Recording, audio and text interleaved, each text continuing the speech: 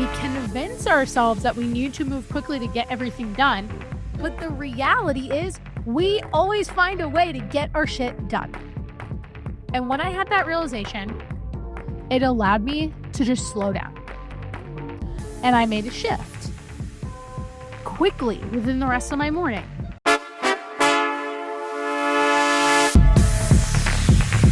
Let's link up with Krista on the FYX. She's a wellness coach with a focus on mental well-being and physical strength.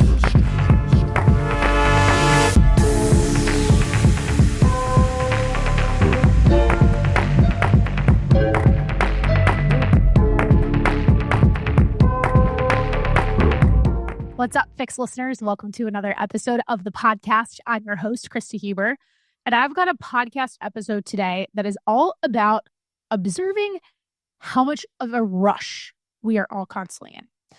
And when I preface the rest of this episode, I will say this. This is probably one of the most quintessential New York City thoughts that I have had since moving here.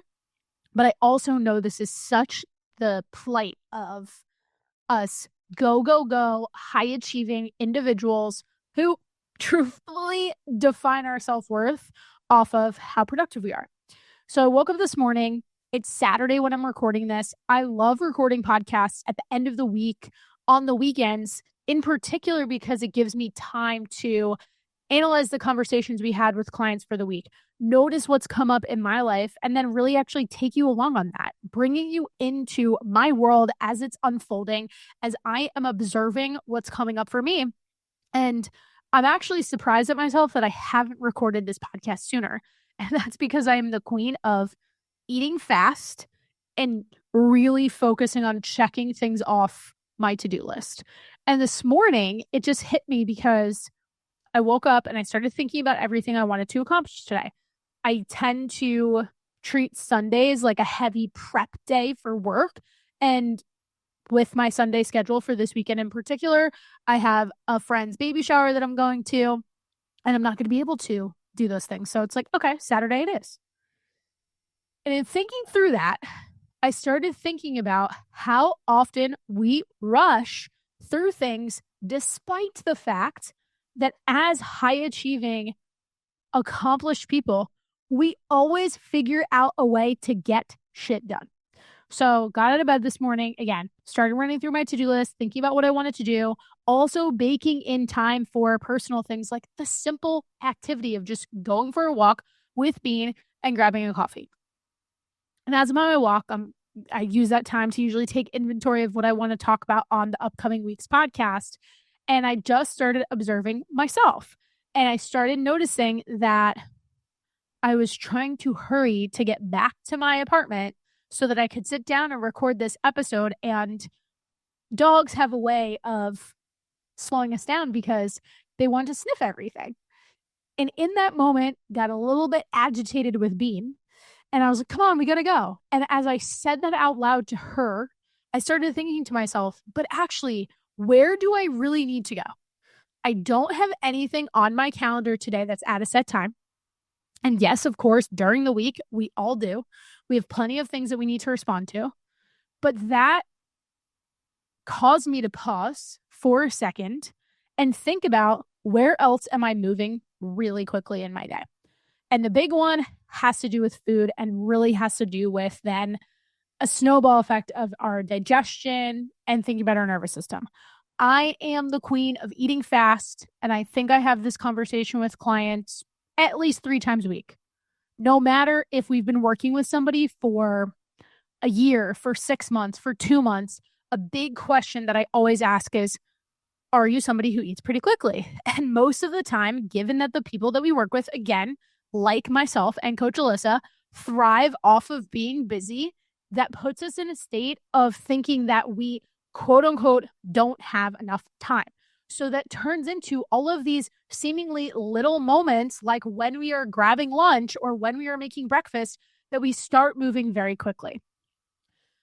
So I come home, I come back into my apartment, I start making my breakfast. And even as I'm making my breakfast, I'm standing there and I'm like pulling things out of the fridge. I'm cleaning off the raspberries that I was eating. I'm taking my toast and throwing it in the toaster. And I'm just like having this moment where I'm really present with me and paying attention to my actions. And again, I'm just rushing through all of it. Now, living in New York, people walk fast, people talk fast. Being on the East Coast, there's obviously all of the stereotypes, even just being in the US versus other countries. We have all the stereotypes about doing things quickly. But what really trips me up about this is what I just said a few moments ago. We convince ourselves that we need to move quickly to get everything done. But the reality is we always find a way to get our shit done. And when I had that realization, it allowed me to just slow down. And I made a shift quickly within the rest of my morning. I ate, I had Bean eat her breakfast. And then I was like, okay, I'm going to go to Target. I'm going to go to Sephora. I'm going to do these things that I need to do. And that whole time I used it as a test for myself, monitoring my thoughts, monitoring my body, and really trying to catch how many times I told myself, oh, I'll do this, then I'll go here, then I'll go there, then I'll get to the next thing. It's like, why? You have the whole day to accomplish all of these things, and you will accomplish them. And the truth of all of that is, I think that rushing is a form of avoiding.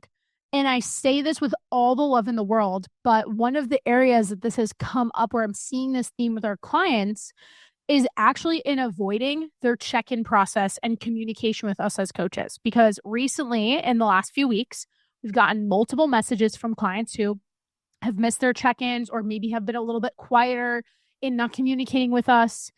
And I've been coaching long enough to know the pattern that typically when somebody isn't communicating as frequently, they tend to actually need more support because something is going on where they may have a story in their head that usually when they're navigating something that might be challenging or they're feeling overwhelmed, there's a hyper independence of, oh, I just have to figure all this out myself. So they retreat. They have a tendency to think that this is a problem that they have to get themselves through, when the reality is you bring more people in, I shouldn't say more, but you bring outside perspectives in, you bring in an expert, a coach, somebody who's there not just to cheer you on, but to give you that objective perspective to help you see where you can adjust your approach, to see where you can actually fit the things that we're asking you to do in your lifestyle exactly as it stands right now, or in the current circumstance or situation that you're in. We're going to get you to your end goal even faster, but more importantly, forget about it being faster. We're going to get you to your end goal in a way that you can truly continue with, because you're going to go through seasons where shit happens. You're going to go through seasons where you feel like you have a lot on your plate.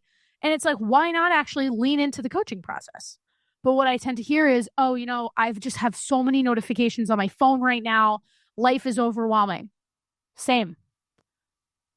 But every time I personally don't put in the effort of tracking my progress with my coach and then having my sessions with my coach, not only do I feel like I didn't get as much out of the session at that time, I feel more of a disappointment to myself because I actually feel disconnected to myself. And the only reason I know that is because when I do fill out my check-ins for my coach, I'm reviewing my ordering data. And I'm realizing, said this to my coach this week, yeah, I thought I got more hours of sleep in the last 2 weeks, but when I actually looked at it, I was wondering initially why I didn't feel as rested. The data kind of confirmed that for me. Now, do we want that to be a bias and a story in our head that we continue to hold on to? Absolutely not. There is a fine line between convincing yourself that you don't feel well and then letting your devices in which you're tracking only confirm that bias. But it comes down to the fact that, yeah, you're getting a lot of notifications, but you respond to those, right? You get back to the emails, you get back to the Teams messages, you get back to the Slack messages, you get back to whatever it is that you need to get done for your kid to make sure they get dropped off at the next game, the next practice. You figure out a way to get it done. So why then Are you so set on having this story that you're not going to get it done for you, that therefore you then become somebody who feels like you're constantly in a rush? And that's why I think it has a lot to do with avoiding. Because when we think about checking in with ourselves, if you're somebody who really values your self-worth on being productive, it's a really easy path to keep going where you're not checking in with yourself. Or deep down, you know that when you do that check-in, maybe you're not going to love what comes up. Maybe you're going to start to judge yourself as a result of it. When the reality is that if you make it a consistent practice to actually check in with yourself, you will remove a lot of the judgment because you have more objective, measurable data on what went well this week, what didn't go well this week, and exactly why. And you get to put the pen to paper. You get to type it into your phone. You get to have a conversation about it. And then all of a sudden, it doesn't actually carry such a heavy weight by you telling yourself like, oh yeah, I just need to remember that. It's like being in that chronic state of having a running to-do list, but never actually putting the pen to paper and writing down the to-do list every single night. Had that conversation with a client a couple of weeks ago who's a fellow entrepreneur. And she said she was having some issues with her digestion, said that she felt like her sleep wasn't as great because there's a correlation there. And I was like, how's your stress management? And she goes, what stress management? I believe I've brought this up on other episodes, and I know I've shared this on my stories recently. And the solution was, hey, at the end of the day, do a little brain dump. Write down some of the things you need to get done tomorrow, but also celebrate the things that you did get done today so that you can literally track that for your mind. So you can read back like, oh, wow, look at these top 3 things that I accomplished today that I'm so glad I did. That felt really great.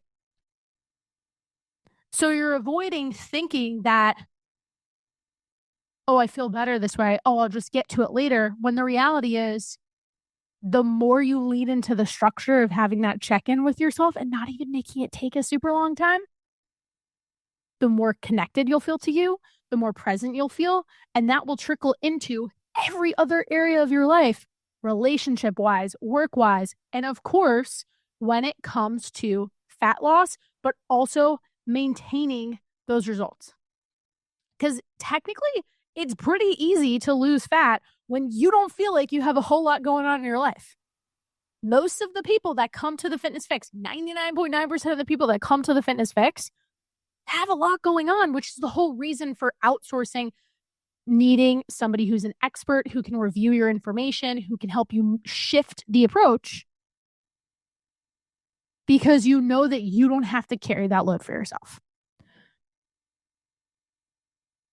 So I want to encourage you, I'm going to give you 3 questions to sit with that you can just use and keep in your back pocket whenever you start to notice these days, these weeks, these months where you're getting into that go, go, go rhythm and maybe just sort of feeling off, but not being able to actually put your finger on as to why. And I want you to really remember the fact that checking in, whether it's the physical check-in of what you do as a client inside of the Fitness Fix, where you're reflecting on your week, you're reflecting on what worked with your macros, you're reflecting on how your workouts felt, sleep, digestion, hunger cues, anything that might have happened in your personal life, you reiterating what worked well for you and why you are going to continue that through the next 2 weeks. Or if this is just a little internal check for you to be like, hey, how's my relationship with me? Both are extremely useful. But know that that's there, and it should be a part of your life as a way to help you slow down so that you can better lead yourself. It's not you saying, oh, I have to slow down because I need to take a break. It's not, and yes, you should, but it's about you actually having more of that. I've said this word like 50 times in the last few minutes, self-awareness, so that you're so aligned with not only the actions that make you feel good and the choices that make you feel good, but the thoughts that make you feel good too. So here's my questions. First one, take a little inventory. Ask yourself the question of, where am I rushing unnecessarily? Keyword being unnecessarily. And if your first reaction is like, well, of course I'm rushing because I have all of these responsibilities on my plate, I need you to go back to the question of, when have I not gotten done everything I said I was going to get done? Even if it took 2 days longer, even if it happened 36 hours after you said you needed to get it done. It's not the end of the world. Number 2, what are you afraid to feel when you slow down? That's the one that's going to expose some things for you and help some really important parts of you that you might not be paying attention to come up. And lastly, the question I've already said a few times, but because it's the most important, can I trust that I will still get it done, whatever it is, whatever those multiple things are, without panicking about it? You want to reduce anxiety. You want to reduce something weighing on you. Notice the thoughts that you're repeating in your head. Notice the times you're saying, oh, I have to remember to do this. And then take it a step further by actually noticing how you feel once you've done it. How much later do you feel? That's your sign that, yeah, going and doing the thing is what's going to give you that relief. But if the entire process of getting there for you to get that thing done looks like you rushing through all of the steps that are required, like eating, like drinking water, like going for a walk, all of which are required to literally be a human being and live life, and ideally, optimally, feel like your best self, then what's the point of setting some ridiculous deadline for it? Or what's the point of telling yourself, I got to get this done? When the real solution would be, maybe you're taking a look at your schedule. Maybe, again, you're outsourcing support so that you're not carrying the weight of trying to figure it all out yourself. The fitness fix is about giving you the space to hold it all together, because we know that you're already holding it all together, and help you do that as the absolute healthiest version of you, because that's going to allow you to continue to level up. Because the best version of you, the healthiest version of you, is the one who can, in fact, handle all of the things that you want to do, that you want to accomplish, that you want to be known for, the quality of the relationships you want to have, the way you want to show up at work, the promotion that you want to get. It's all connected. So one more time, those 3 questions, which I'll also put in the show notes. Make this part of a weekly routine. Maybe you do this every other week. Maybe you even just do it once a month. Check in with yourself. Where are you rushing unnecessarily? What are you afraid to feel when you slow down? And can you trust that you will get things done without panicking about it? I'll see you guys next week from wherever you're listening from. I hope you have a wonderful rest of your day.